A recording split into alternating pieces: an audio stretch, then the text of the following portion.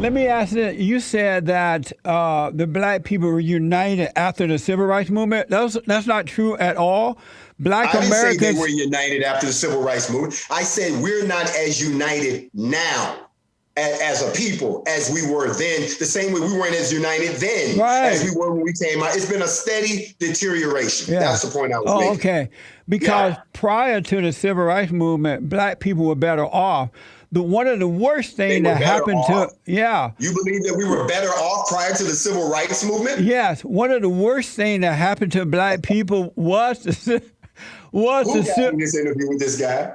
Did you just sit here and say that we were better off before the Civil Rights Movement? Absolutely. May I tell you why? Because prior to the Civil Rights Movement, black people thought as an individual. The fathers and the mothers got married. They thought for themselves about the family and their lives. Grandparents thought for themselves. They worked. They didn't have no black leaders. They were not mad at the white people and blaming them. And so along come the Civil Rights Movement, and they said to black people, you know what? There's racism out there. The white man trying to hold you back. So what we're going to do, we're going to organize you. We're going to get you to fight the white man and make them love you. And then we're going to become your leaders. You can't have the fathers and mothers and fathers lead anymore. We're going to become your leaders, and we're going to sell you over to the Democratic Party for a dollar bill. But you can't have a man in the home. So they took the fathers out, the corrupt black leaders like Jesse Jackson and the whole civil rights so-called leaders, and the government became the daddy of the people, and it's been down here ever since. So one of the worst things that happened to the blacks was the civil rights movement. No such thing as civil rights, by the way. I would encourage you to read this book here, Enough, by Juan Williams, which is The Phony Leaders, Dead-End Movements, and Culture of Failure That Have Undermined Black America and What We Can Do About It. And it actually talks about some of the things that you talked about. First of all, let me talk about the first thing of what you said. No, black people didn't need someone to come to them to tell them that they were being treated less than a human under Jim Crow. Yes. Those people who are not that, I didn't say nothing while you were talking, sir. Those people who are the descendants of slavery, those people who survived through the 20s and the Red Summers, those people who survived the terrors of the lynching era, those people who survived the terrors of the KKK season and the destruction of all those wealthy black towns, those people who had found out that now they had to live in an uncomfortable existence, those people had acquiesced to a system that they couldn't overthrow. So no, the civil rights movement wasn't something that was suggested to them.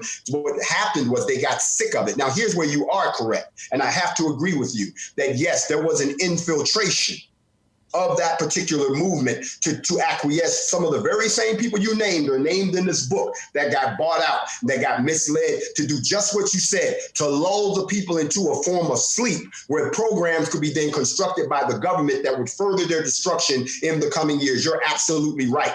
Here's the difference. Once those programs were enacted and we saw the results of all these systemic systems that we talked about that happened under some of the past administrations coming into the 70s, when the 80s and the 90s happened, we saw the fruits of that destruction, the complete deterioration of the black community, as you said, the complete falling apart of the black family, the complete destruction of jobs through economy deprivation. We saw all of those things, but what has happened since then, since we've entered into this new era after 9/11, when the government has become more authoritarian and really didn't care about color anymore, it was now about robbing people of their rights. You're absolutely right.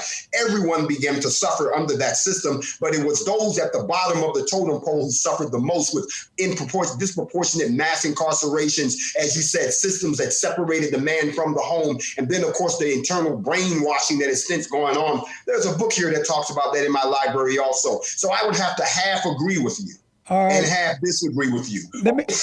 I write about that in my book, from The Antidote, Healing America from the Poison of Hate, Blame, and Victimhood.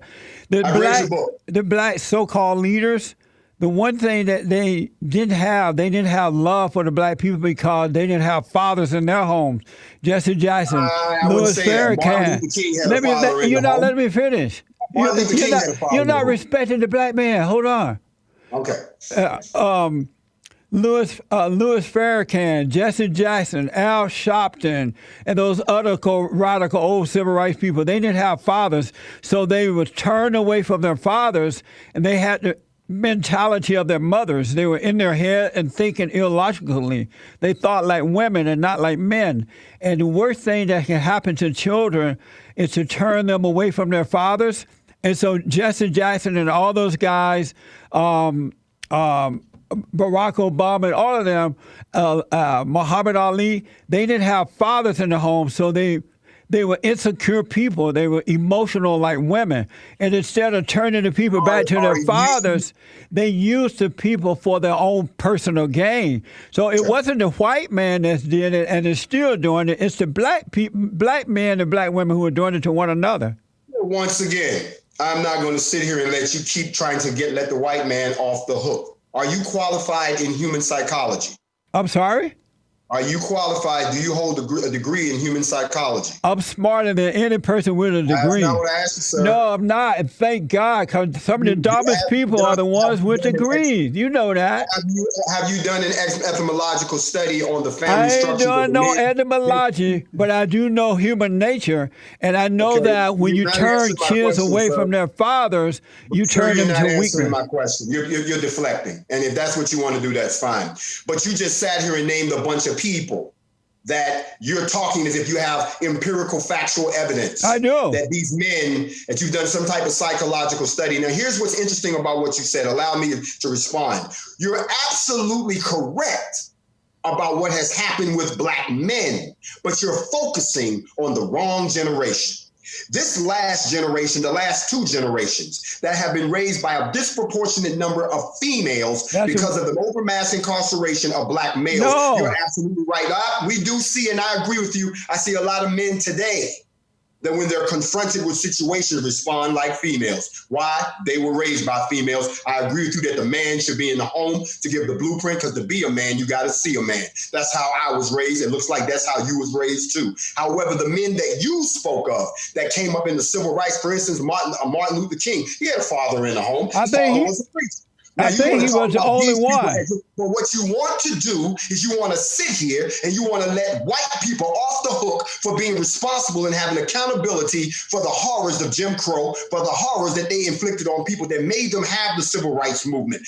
That right there, I will not acquiesce to. What I will agree with you on, that is in the last 10 to 15 years, because of the deterioration of the black family, because of the fact that single mothers have been forced to try to do something that they were never designed to do. And I love the way you said it earlier, because I too do not agree with the LGBTQ agenda. I don't align up with that. That wasn't a part of our culture. You know that. That was something that was fed to us. And I understand that too. So whenever I'm talking to a man today, and I know he's younger than me, and I watch his mannerisms, and I watch the emotionalism, and I watch how he gets all flustered, I sit back and I say, raised by your mom, huh? No man in the home. So I agree with you on that. But the people that I'm talking about that they killed, like Fred Hampton, like Stokely, all of these people who actually stood up, that were willing to try to help restore what you talked about, the unity, the education, the structure, they killed them. And then once they cut their heads off, you're right, the people who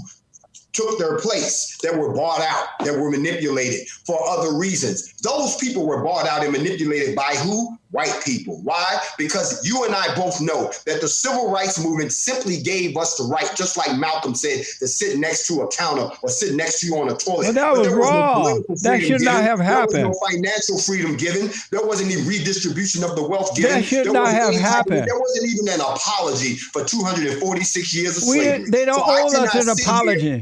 Tear those men down, but I will agree with you about the current crop we rocking with right now, sir. You made a valid point right there.